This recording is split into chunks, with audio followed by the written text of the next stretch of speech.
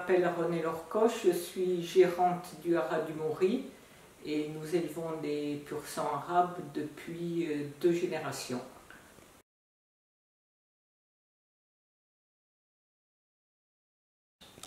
Alors, de mon élevage, c'est actuellement, au départ on a commencé par des pur-sang au lait, puis vu les terrains, les sols que nous avons, on a évolué vers l'anglo et le pur-sang arabe, pour ensuite, par passion, ne continuer que le pur-sang arabe, avec également une évolution de l'arabe de show. On est passé ensuite à l'arabe de course et un petit peu d'endurance aussi.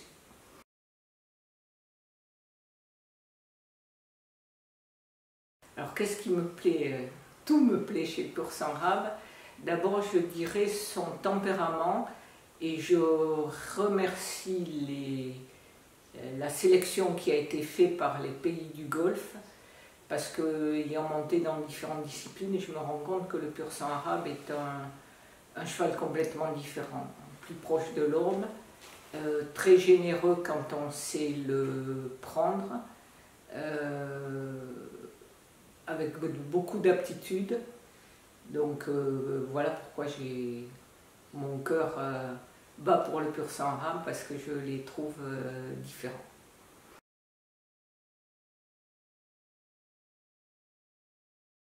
On a une douzaine de juments actuellement. En règle générale, on a une dizaine de poulains, à part cette année où l'année dernière, avec les problèmes, les divers problèmes là, concernant le Covid, on en a eu un peu moins. Et là, ça y est, on a de nouveau 12 juments qui sont pleines.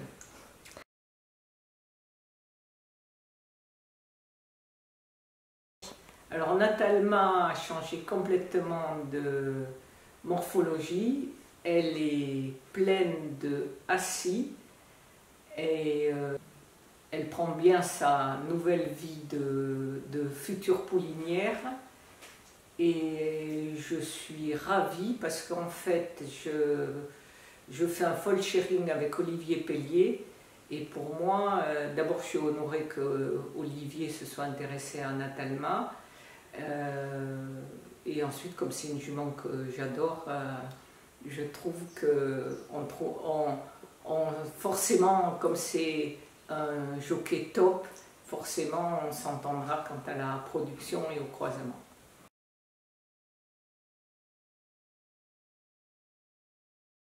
Alors là, j'allais dire, c'est plus compliqué, il faudrait une journée entière pour en parler, mais notamment Natalma, en fait, on en a discuté justement ensemble avec Olivier.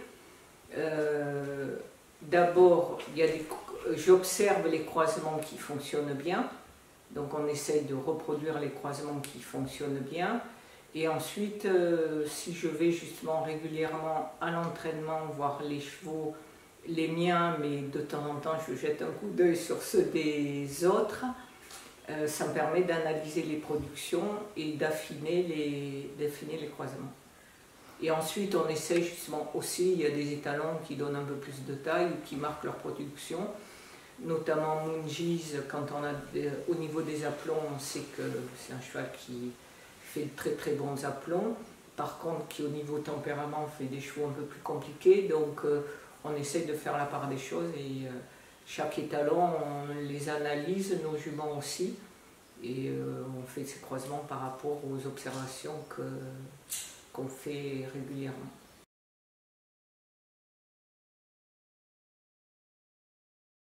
Alors mes espoirs, c'est de gagner c'est de gagner les bonnes courses à Saint-Cloud, puisque on n'a que des jeunes. Mais je souhaite à nos clients qui ont des chevaux, qui nous ont acheté des chevaux qui sont plus âgés, de gagner les grandes courses aux Émirats. Mais évidemment, l'objectif, enfin, nos rêves, ça serait de pouvoir gagner Saint-Cloud. Alors, plusieurs coups de cœur.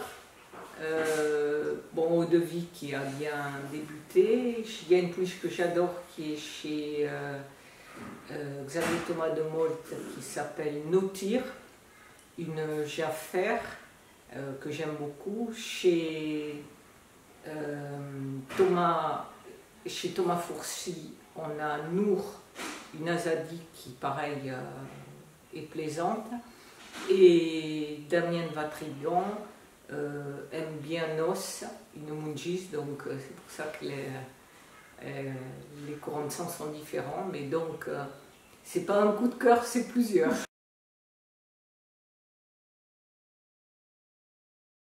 Ah oui, là effectivement c'est compliqué parce qu'il y en a tellement de...